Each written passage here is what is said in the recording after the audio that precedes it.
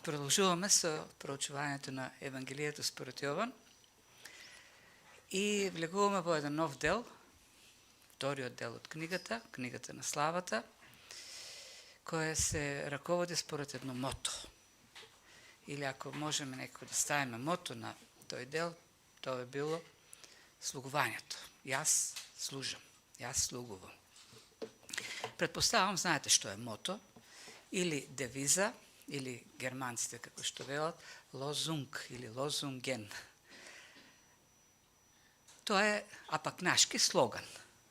Слоган или кратка фраза, која треба да представи некакво начело, по кое се действа, по кое се живее. Слогани имаат политичките партии пред избори, или Горда Македонија, затоа гласајте за Горда Силјановска, или пак имаше еден друг слоган, Максимум за Македонија и гласајте за Максим. Но што е максимум за Македонија, не разбравме, дали максимум корупција, максимум непотизам, како и да е. Слоганите се важна работа, изразуваат некои принципи по кои се раководиме. Училиштата имат слогани, црквите имат слогани, кралските семејства имат слогани. Интересно е слоганот, она што е запишано на грбот на принцот на Велс, е германска фраза. Меѓу другото, не знам како, во велшки или келтски кралски грб влегува таа германска фраза «Ich dien» или «Јас служам». Тоа е мотото на велшкиот принц. И тоа е мотото по кое, тоа е многу современо мото, меѓу другото, по тоа мото се раководат маркетиншките агенции. Нивното мото е ние постоеме за вас. Ние ви служиме вам. Ние постоеме да ги задоволиме вашите потреби. Меѓутоа, единствениот кој навистина действуваше по тоа мото и целосно го исполни тоа мото е Господ Исус Христос. Тој навистина дојде да служи, како што запишува евангелистот Марко, Христос вели, јас не дојдов да ми служат, туку да служам и да го дадам животот за мнозина. И таму е, всушност, кулминацијата на Христовата служба, кога послужи на грешниот човек така што го даде својот живот за него, го положи животот. И текстот кој го изучуваме, кој ќе го проучуваме денес, говори за тоа слугување, тоест го покаже тоа Христос на начин, пред учениците, на начин кој тие не можеа да го заборават.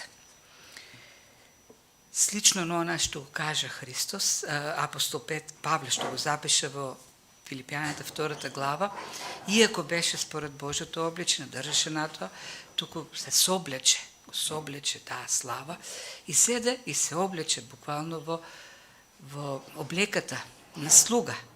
До таа мера се понизи, што на крајот заврши на крстот, тоест отиде на крстот, за да повторно се врати во својата слава.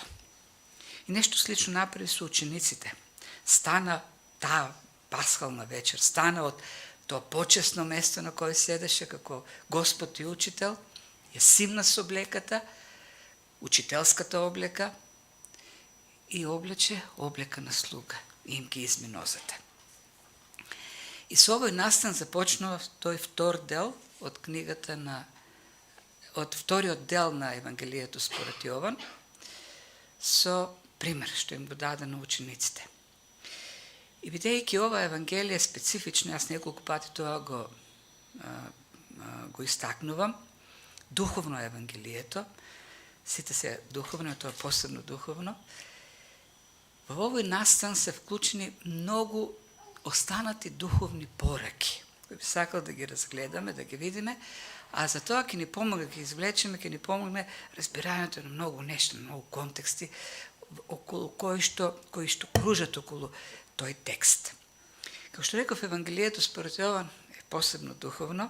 Например, Климент Александрски, еден од првите христијански писатели, представник на христијанската писменост или литература на апостолските оци, како директен сведок на апостолското учење, вели за ова Евангелие: поттикнат од молбата на своите блиски пријатели и вдахновен од Духот решил да напише духовно Евангелие. И тој назив го носи ова Евангелие, духовно. Сите се духовни, сите се вдахновени од Светиот Дух, но начинот на кој што пишува Јован, символиката која што ја користи, длабоките теолошки идеи кои што ги вклучува во Евангелието, изразните средства кои ги користи, категориите, светлина, темнина и останати, параболите во дејство, тоест чудата што ги прави Христос, се такви параболи во дејство, секој едно чудо негово е знак, тоест илустрација, некаква порака што ја има кажна или ќе ја каже. Сето тоа дава посебна духовност на тоа Евангелие, вклучително и овој настан, нели, што ќе го видиме. И тоа дава посебен тон или посебно содржина на Евангелието, тој стил на Јован. Затоа ова Евангелие вклучува многу нешта кои останатите Евангелија не ги содржат. Има такви објаснување дека Јован како последен евангелист, последен кој што пишува Евангелие, знаејќи што претходно напишува, се обидел да ги покрие нештата кои не се вклучени во останатите. Не сметам дека тоа е мотивот кој го води Јован така да пишува. Не, тој има за цел да напише теолошко Евангелие, теологијата она што доминира во таа книга, и тоа одредува и содржината. Например, со овој настан започнува од тој дел на книгата, кој некои го нарекуваат беседата во горната одаја или прошталната беседа на Христос, која намената за учениците. Тој настан, таа последна вечер на Христос со учениците, другите евангелисти опишуваат во 10 Марко, 11 Матеј, 20, 30 Лука, а Јован тој дел од службата на Христос, таа вечер со учениците ја опишува во 5 глави. И завршува со она првосвештеничка молитва, најдолгата молитва во Библијата, молитвата на Господ Исус Христос за учениците.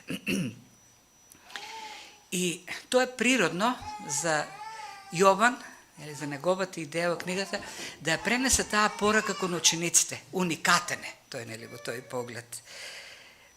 Додека останатите ученици, останатите евангелисти говорат за Господовата вечер, тоест таа заповед за спомен на Христос, да го прават христијаните. Јован воопшто не спомнува за тоа. Него вклучува тој момент кога тој нели им дава аманет да обслужуваат Господ на трпеза. Меѓутоа вклучува долга порака, долга беседа. И таа беседа треба да ги опфати клучните нешта кои ќе се случат понатаму. Прво, неговото заминување. Учениците ќе останат без него.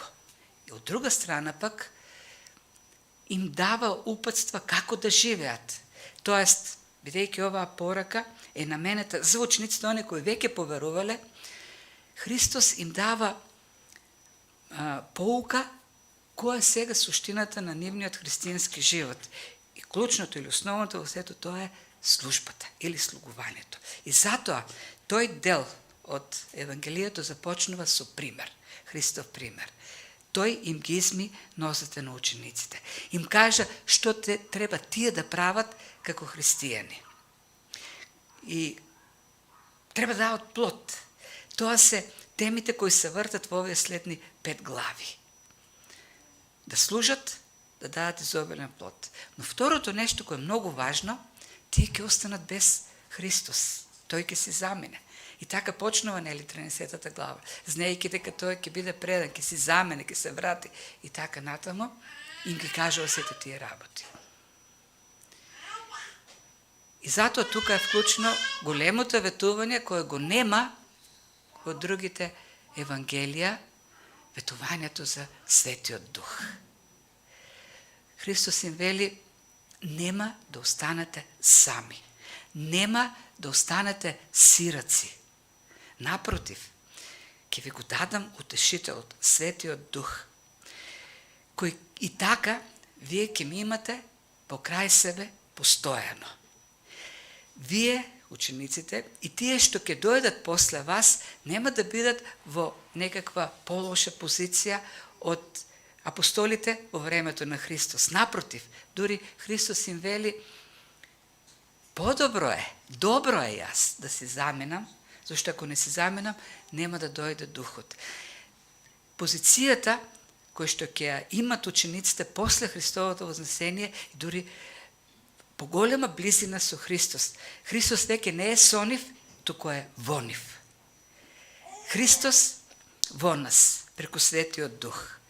Еден внатрешен живот на Христос во христијанот. И тоа е другата голема тема која Јован ја објаснува во овој дел на Евангелието. И третата голема тема која пак се протега низ целата книга и започнува всушност овој втор дел, тоест првиот стих така е во 13 глава, а како ќе го постигнеме тој живот на служба, како ќе го постигнеме тој плоден живот, мотивирани од љубов. Љубовта е тема која присуства во сите 5 глави во овој дел на Евангелието. Всушност започнува со љубовта 13 глава. Првиот стих вели: бидејќи ги засака своите во светот, докрај ги засака. И како завршува 17 глава, последната глава од тој циклус, нели? Беседи со учениците. Љубовта со која ме возлюби, да биде во нив и јас во нив. Така, таа е темата, главната тема која доминира. Бидејќи љубовта се јавува како мотивот. Христос да го направи тоа што го направи, бидејќи ги засака до крај, ја симна облеката, се препаша како слуга и им ги изми нозете. Бидејќи ги засака до крај, отиде на крстот. И бидејќи тој на засака, ние со љубов кон него го правиме она што го правиме. Љубовта како мотиватор, со силата на Светиот Дух во нас, да ја вршиме Христовата служба како христијани. Тоа се, така да кажем, контекстот, тоа се темите кои ни се откриваат во овие 5 глави. И не само туку доминират во целиот тој втор дел на Евангелието според Јован. Љубовта прави овој дел да звучи многу така модерно. Всушност љубовта сегаш била модерна тема, но посебно денес. Но денес се говори за една романтична љубов, сладка љубов. Љубов, сладка љубов. Но таа љубов за која говори Христос е тешка љубов, пожртвувана љубов. И љубов на служење. И Христос го на понизност, на послушност. И суштината на таа љубов Христос многу добро покажа овдека во овој случај, во овој текст кој ќе го разгледаме. Значи, тоа се некои контексти кои се важни да ги кажеме на почетокот, за да го сватиме подобро овој текст, тоест да сватиме подобро зошто Христос го направи тоа што го направи и кое е значењето за нас. И почнува текстот, нели, како веќе прочитавме, пред празникот Пасха, знаејќи Исус дека му дојде часот да премине од овој свет кај Отецот и бидејќи ги засака своите ученици во светот, докрај ги засака. Таа фраза е клучна, докрај ги засака, ќе ја гледаме малку подобро. Но еден друг има контекст, значи секој текст има прво литературен контекст, кај се наоѓа, нели, во текстот, тој текст, во поширокиот текст, си има некој историски, има непосреден животен контекст. Тоа се случува на Пасхалната вечера. Христос има вечера со учениците. Евангелијата ни објаснува што се случува на таа вечера, покрај се она што било традиционално да се јаде, разговорите. Фокусот го ставаат на Господната трпеза, или Евхаристијата, која што ја заповеда Христос на учениците. Овдека Јован, нели, говори за мијењето на нозете. Меѓутоа има еден момент кој што Лука во 22 глава го вклучува 24, 5, 6, 7 стих. Ни го кажува разговорот меѓу учениците таму додека седат на вечерата, додека јадат. Тие почнуваат една дискусија меѓу себе. Која дискусијата? Почнуваат да се расправаат. Се расправаат за тоа кој ќе биде најголем во царството што доаѓа.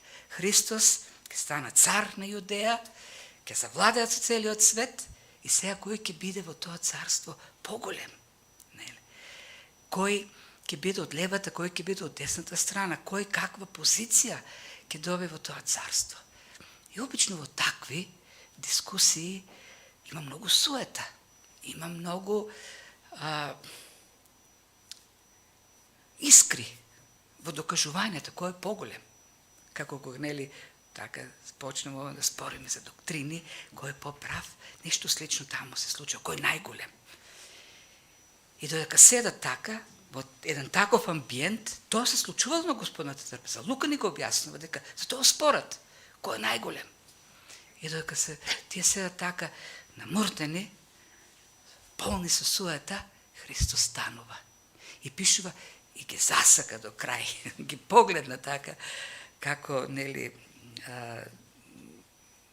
седат, како намуртени пубертетли, и почнува да им ги мие носете. Симнува облеката, сема престилка на слуга и почнува да им ги мие носете. Тоа е фонот на кој што Христос го прави тоа. Тој непосреден, најнепосреден животен контекст. Не верувам дека после мењето на носите учениците ја почнале дискусијата кој е најголем. Напротив, тие биле целосно срозани со таа постапка на Христос. И сигурно тој разговор за кој што пишува Лука, тоа кој е најголем се случил предходно. Пред Христос да им ги измени. Им покажува кој е најголем. И покажува како ќе бидат блажени. Навистина блажени. Блажени се ако го правите ова што јас го правев. Не ако сте најголеми во човечките очи, туку ако сте најголеми во Божите очи. И така, ги засака до крај. Рековме, вториот дел на книгата Нова Евангелие е наречен книга на славата. Фокусот е в крстот. Ако во првиот дел се знаците, чудата, учењето на Христос пред толпите, вториот дел е крстот, часот на прославувањето. И кога вели до крај ги засака, го има и во предвети тоа. Фразата до крај не значи до крај во смисла така хронолошки во времето. Во коренот на фразата стои зборот телос или телео, волја, намера. И во таа комбинација, што ја користи Јован, значи до крајна мера, до крајни граници, до крајен предел. Тоа е нешто како во смисла е на неков капацитет, максимално. И тој максим, таа максимална или до крајен предел љубов, всушност се покаже на крстот, кога умре за грешниот човек. И тој тоа го направи знаејки дека ќе биде предаден, знаејки што ќе се случува со него, знаејки каква агонија го очекува на крстот. И покрај сето тоа тој не размислуваше за себе, туку мислеше како да ги поучи учениците, како во таа атмосфера таму која владее таа вечер, да им покаже пример на слугување, да ги охрабри како да служат понатаму и кога тој веќе нема да биде меѓу нив, да им даде поуки. Неговиот фокус беше во моментот кога него го очекуваше неголемата агонија, да ги поучи другите, да им слугува на другите, да служи. Знаејќи дека му дојде часот, знаејќи дека ќе биде предаден од Јуда и нему му ги изми нозете, и на Јуда. И со тоа покаже на дело дека е вистина заповедта да се љубат и непријателите. Самиот го докажа тоа.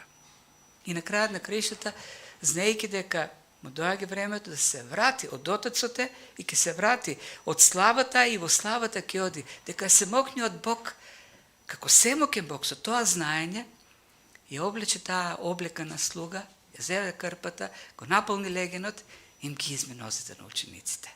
Бог, се мокне од Бог, стана слуга за учениците. Тој стана од вечерата, ја соблече својата горна облека, зеде крпа и се препаша. Нам ни е тешко да разбереме што се случува таа вечер со тоа мијење на нозите, зашто ние живееме во друго време. Ние не живееме во време во кое што постои некоја класна поделба на трудот. Претходните општествено-политички системи, економски, кои што има поделба на трудот, има класи, има господари и робови или слуги, има јасна подела во која што господарите ништо не работат, зашто трудот е навреда. Слугите и робовите работат. Господарите се занимаваат само со празни муабети. Гледавме една серија со краса за аристократскиот свет во Англија. Едно семејство, аристократско семејство има голем број слуги. И тие слуги меѓу себе она што е карактеристично, бидејќи има поделба на трудот, има труд или работа која што е подостоинствена и помалку достоинствена. Дури и меѓу слугите има рангирање. Има слуги кои што вршат подостоинствени работи, има слуги кои што вршат подолни работи. И еден слуга кој што врши така подостоинствена работа е наврада му се даде по некаква долна работа. Например, тие аристократи, секој член на семејството, ако е полнолетен, си има личен слуга. Валеј. И тој го облекува, се грижи да му подготви ова облеката, да го дотера за соодветната пригода. Ако е за вечера, да му подготви облеката за вечера, да го облече. Господарот не се облекува сам. Го облекува слугата, ги закопчува копчината, се прави за него, го дотерува. Си имат камариери, собарки, собарици, зависи дали е машко, женско. Има батлери, кои само служат на масата. И еден валеј, кој што е личен слуга на господарот, во никој случај не би се занимавал со чаша, тоа е долна работа. Нему дури господарот не би му дал заповед да му донесе чаша вода. Затоа е понискиот слуга. Има многу строго рангирање. Зошто го кажувам тоа? Зашто ова што го прави Христос е најдолната работа на слугата.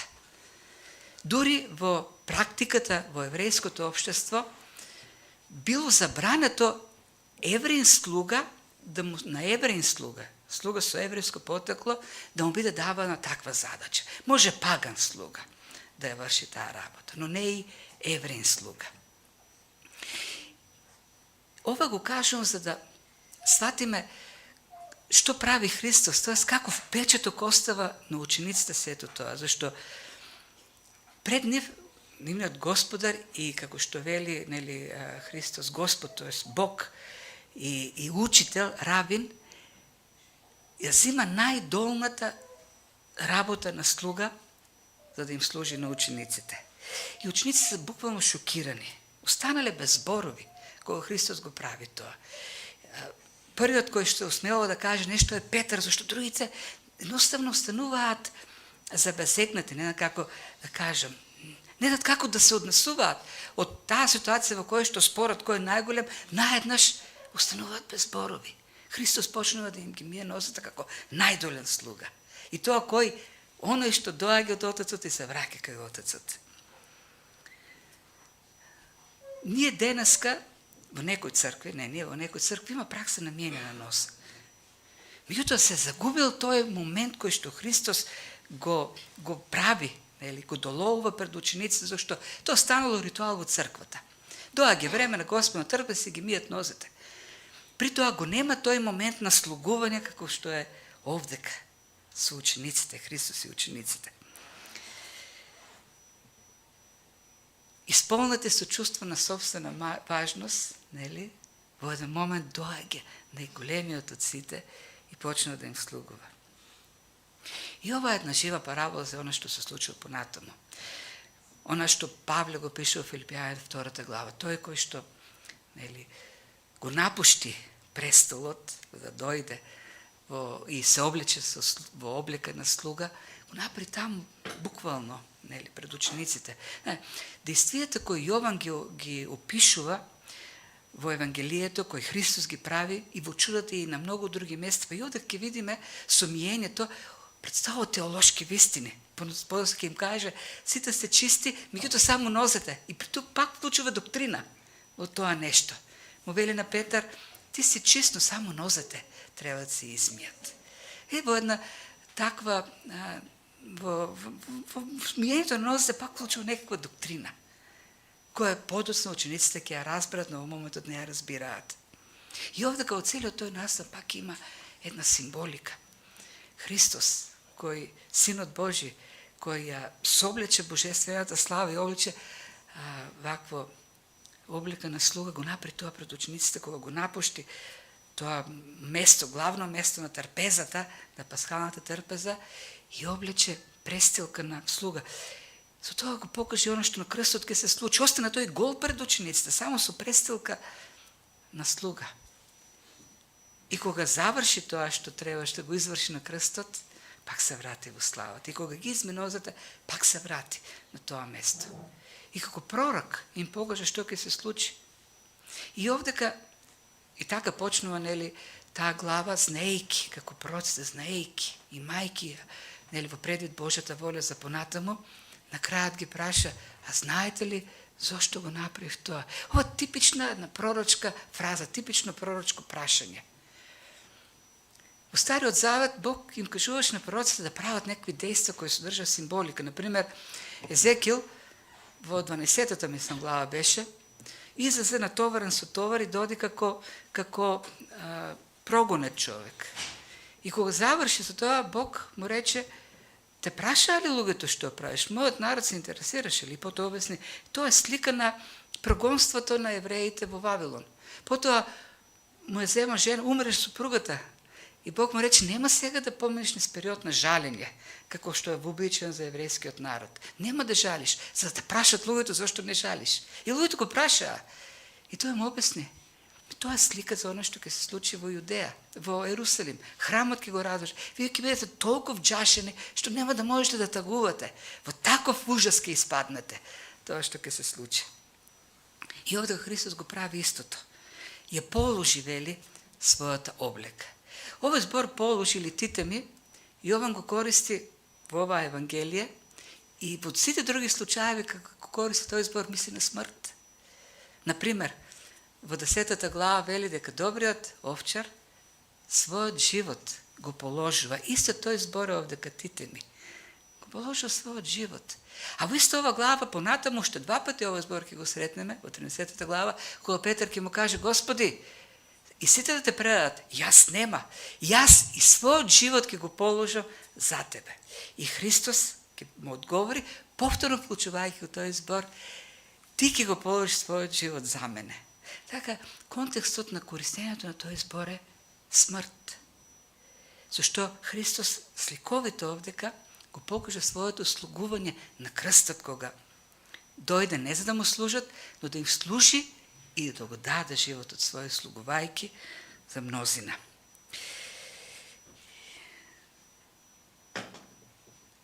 Пророчка порака на делото на спасение и очистување. И доаѓа до Петар. Доаѓа до Петар, сите се, нели, вчашени. И во еден момент Петар е тој кој што ја покажува, го покажува чувствата во учениците и вели со неверување: Господи, ти ли ќе ми ги миеш нозете? Ова е израз на неверување, на не може, гледам, а не ми се верува. На ние има таква фраза. И да гледам, не верувам од тоа што се случува. И Господ му обясни, му рече: сега не разбираш, но ќе разбереш. Добро да ти ги измијам нозете. И знаете, тоа е, треба да се покориш со вера за ова што го правам. И тоа е еден добар принцип што треба и ние да го имаме во предвид. Зашто многу нешто што не ги веруваме или не можеме да ги разбереме. Не можеме да ги разбереме, ние си даваме толкување човечки за да ги разбереме, за да не бидат полесни за верување. Не, така како што се верувај ги, и ќе дојде времето кога Бог ќе те ги објасни и ќе ги разбереш. Зашто Петар си даде тука некој објаснување и прифати, рече: целиот, Господи, изми ме. И Господ му рече, нели, прифати го тоа со вера, и Петар рече: никако, Господи, ти нема да ми ги измиеш нозете. Му рече, му даде добар совет: јас сум учител, јас сум Господ, ти кажувам, прифати го тоа, верувај. Реакцијата на Петар е, и ова во заповедна форма кажано: никогаш ти не смееш да ми ги миеш нозете. Како заповед е кај: јас ти велам, ти нема да ми ги миеш нозете. Тоа е реакцијата на Петар. И тоа, кај нас доаѓа така некако смирена реакција, меѓутоа е во заповедна форма дадена овдека. И за да одговори, нели, некако да го убеди, користи една многу силна фраза, која можеби текстот не ни ја доловува: ако не ти ги измием нозете, нема да имаш дел со мене. Тоа е многу важно. И Петар разбра. Меѓутоа пак погрешно го истолкува. Значи дел со мене. Таа фраза, дел, најправилно би било да ја преведеме заедништво, општо нешто со мене. Например, таа фраза, тој збор се користи во 2 Коринтени, каде што 6:15, каде што Павле вели што имат заедничко, например, меѓу правдата и беззаконието, светлината и темнината, Христос е велијар, храмот Божи идолите, верник и неверник. И таму е употребен тој исто зборче, овде кај што го гледаме. Што има заедничко? Какво заедништво? Што општо имаат меѓу себе тие нешта? Истото тоа зборче го користи Христос, кога е во домот на Марта, Марија и Лазар. Марта оди во кујната да му готви на Христос, а Марија седи покрај нозете и да го слуша Словото. И тогаш, во еден момент, Марија на Марта и станува крива, вели: Господи, зар не ти е жал што јас сум дека работам, а таму седнала мојата сестра? И тогаш Христос ќе рече: Марто, Марто, ти за многу работи се грижиш, но само едно е важно. Марија го избра подобриот дел. Подобриот дел. И овде кај истото тоа зборче. Тоест избра да има дел со мене, да има општене со мене, да биде заедно со мене. Ти трчајки по кујната да ми направиш јадење, го губиш општењето и губиш можност да бидеш со мене, да имаш заедништво, да можеш да го слушаш моето слово. И тоа е многу важно предупредување за сите нас. Ние брзајки, трчајки да вршиме нешто за Бог, нели да служиме, да правиме ова, она, забораваме да имаме општене со Него. А тоа е важното, да имаме дел со Христос, да имаме заедништво со Него. Зато да внимаваме, да не сме многу пати како Марта, кои ќе се ангажираат околу службата технички и на крајот дури забораваат за кого го прават сето тоа. И така му вели на Петар: ако не ти ги измијам ноз, да нема да имаш дел со мене. И Петар, кога слушна, рече: тогаш целиот измиме, Господи. Како го свати тоа Петар, не знаеме, но знаеме какви очекувања има учениците. Знаеме на што се надеваа. На што се надеваа? Се надеваа на земно царство, се надеваа на позиција во земното царство. И кога Христос му вели: нема да имаш дел со мене, тоест нема да бидеш во моето заедништво, тоа значи ти си елиминиран од функција во идното царство. Ти нема да седиш на престолите. Сигурно тоа го свати, предпоставувам, бидејќи немаше јаснотија за она што Христос навистина треба да го направи.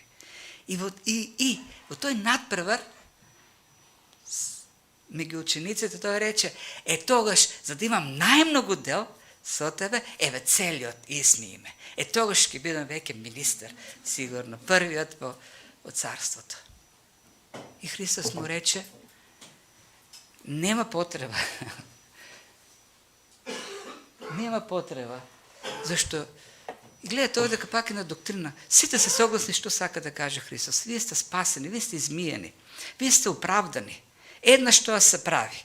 Нема потреба секојдневно да се новораѓаш, секојдневно да го примаш Христос за спасител, секојдневно нели да се така покајаваш за спасение. Не, ти си оправдан. Еднаш за секогаш. Еднаш роден од Духот, не можеш секој ден да се раѓаш. Меѓутоа, бидејќи сме грешни, со грешна природа, оправдани грешници, како што велат нели реформаторите, и бидејќи имаме се уште грешна природа и живееме во грешен свет, ние се валкаме. И важно е да ги исповедаме нашите грехови. Има учења современи, оние хиперблагодатни учења, кои велат: штом некој поверувал, Бог му ги простил сите грехови и нема веќе потреба да се покајува. Веќе не важи Господовата молитва за нас, прости ни ги долговите наши, не важи и 1 Јован 1:9, тоа е за евреите, за тие пред што не поверувале, така да ние веќе не мислиме за грев и нема да се покајуваме. Не, покајанието е важно. Важно е бидејќи гревот кој е неминувен во нашиот секојдневен живот е пречка за нашето заедништво со Бог. Во исповедта ние бараме милост, благодат за ослободување од тој грев. Инаку, ако го запоставуваме, тој ќе фати корен во нас. Нема благодат, нема обновување, нема очистување. Зашто едноставно живееме во тој свет. Не треба да ги криеме гревовите од Господ, нити пак да живееме со чиста совест како да нема грев. Треба да доаѓаме пред Него и да бараме измивање. И тука Христос користи една слика од древниот Близок Исток. Кога некој одел на гости, тој треба да се измие дома, да се избања. Но одејќи по патот, правливите патишта, во тоа време немало асфалт, во сандали отворени, нивните нозе се балкале и кога оделе во домовите, ако, секако ако во домот во таа кој има слуга, ќе му бидат измиени нозете. И така тој вели, ви сте измиени целосно, само носете. Само треба обновување. И тоа е процес на осветување. Во заедништво со Бог ние секојдневно бараме ново и ново обновување. Ново и ново исполнување со Духот. И Христос се вселува се повеќе во нас. Да не преобразува, да бидеме се повеќе како Него. Затоа треба да доаѓаме со покаяние и со понизност пред Христос и да бараме од Него. И така. И предупредува, но не сте сите чисти, имајќи го во предвид Јуда, кој беше со учениците, беше со Христос и пак не беше новороден, не беше спасен. Со години беше таму. И на крајата поуката, она јасната поука. Јас ви ги измив нозете, кој сум Господар, кој сум учител, кој сум оно што праќа, ви сте испратените, и бидејќи вие не сте поголеми од мене, треба и вие да го правите тоа. Го направи сето тоа што го направи, ги праша, знаете ли што ви направи, како за да даде едно обяснување на таа парабола во дејство, им го даде значењето, и седна пак на онаа место. Се облече својата учителска облека и седна на главното место. Им даде заповед и вие правете го ова, секако. Не треба буквално да сватиме таа заповед. Раната црква не ја практикува. Црквата што е во времето, веднаш после Христос, не ја практикува. Ние немаме такви некакви извори, дека раната црква си ги милел нозете едни со други. И на крајот на краишта се губи таа суштина ако го правиме што Христос нели ја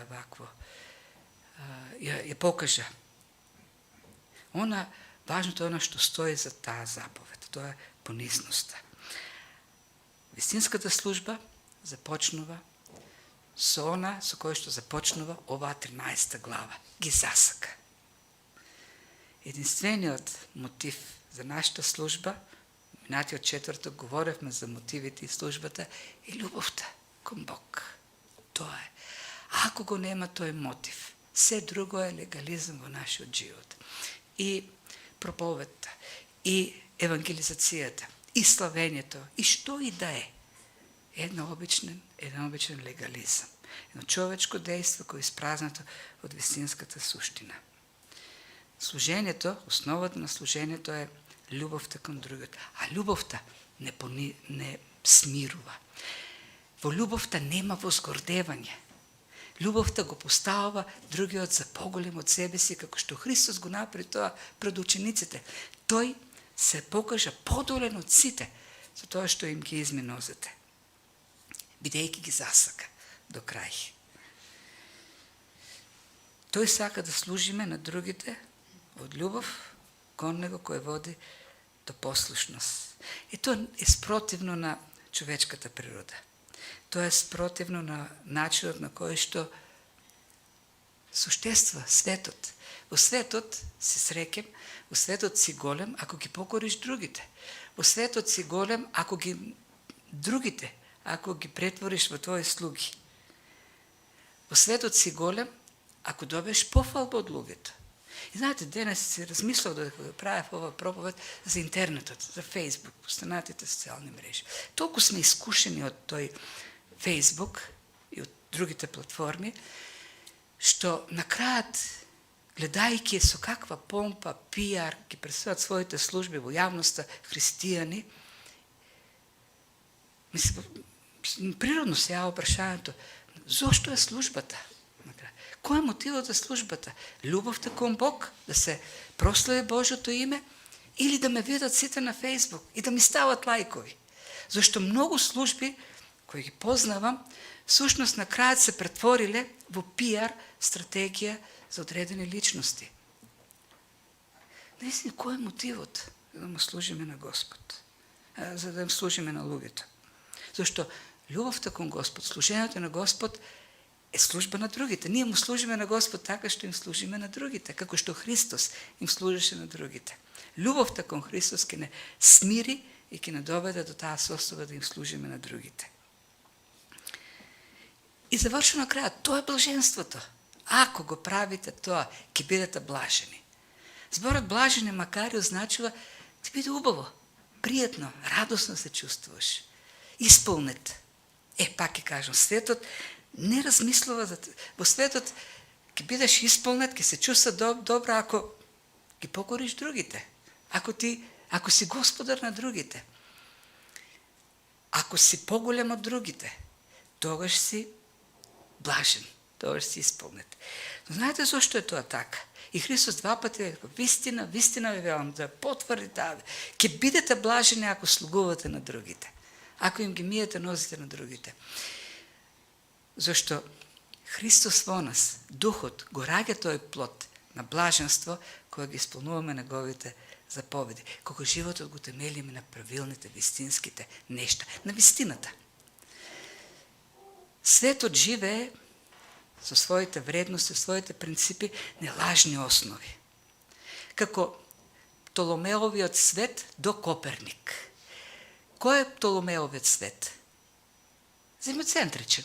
Птоломеј говори, тоа поставува една научна, доктрина, дека се врти околу земјата.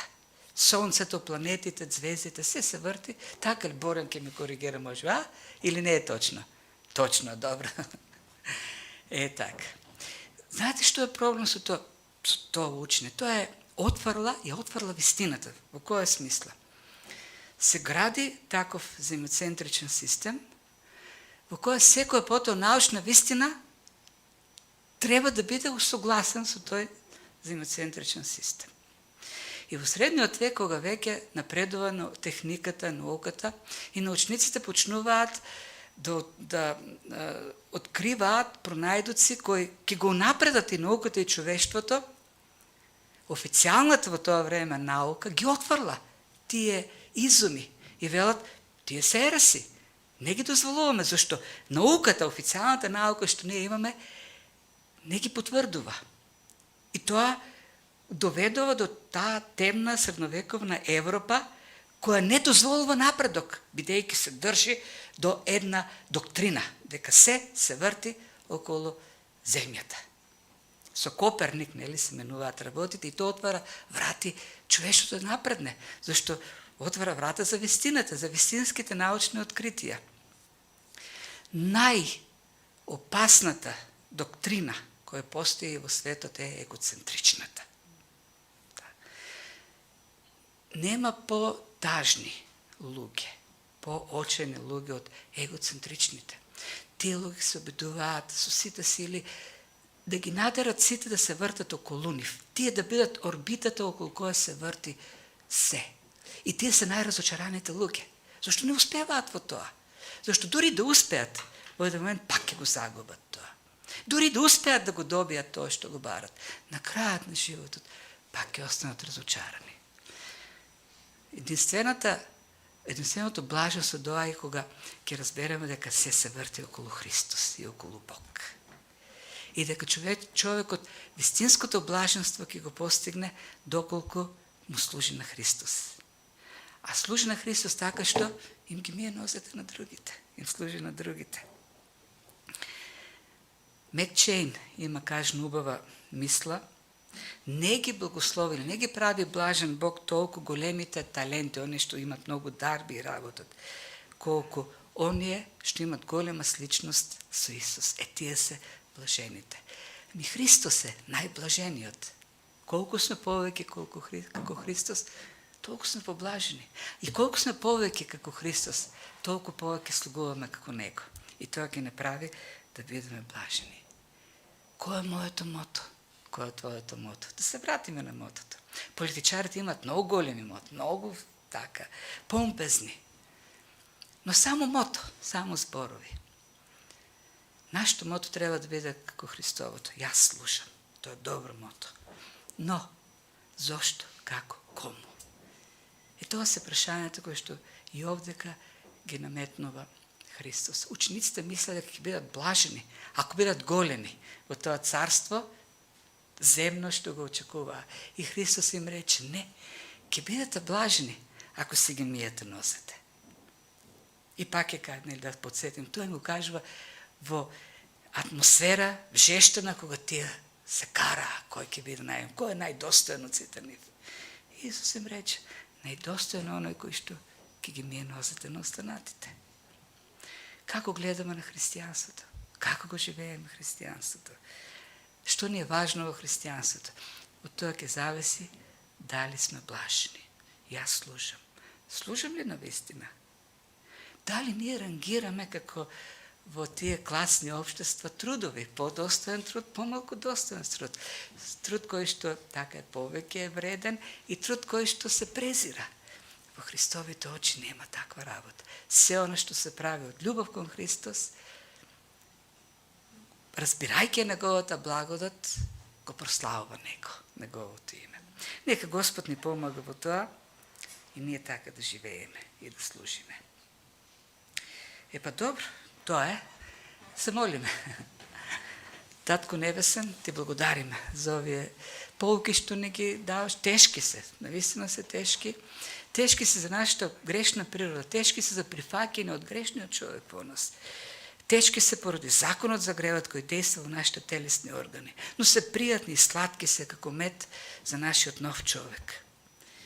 И исполнуваат. И затоа се молиме за Твојата благодат, Господи, да действа во нас и Светиот Дух да ги оживува овие зборови, да дава сила да ги живееме, да го живееме Христовиот живот на слугување, да ја вршиме неговата волја.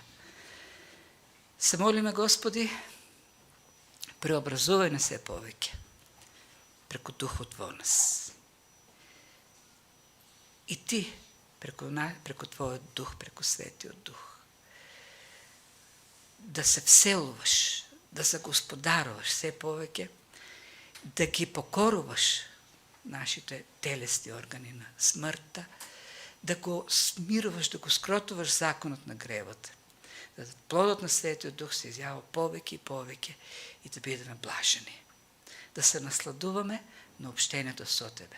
Давај ни го тој копнеш. Секојдневно да копнееме за Словото, да копнееме за Твојот збор, да копнееме за Твоето присуство во нас, да копнееме да ја вршиме Твојата волја. Дај ни го Твојот ум, покори го нашиот ум на Твојот ум, за да го живееме Твојот живот. Јас Ти благодарам, Господи, за тоа што Ти ми ги даде тие примери. Ти благодариме за Светиот Дух кој ни го прати и кој живе во нас. И преку него живееш и Ти во нас. Не водиш и не преобразуваш. Во Христовото име се молиме за сето тоа. Амин.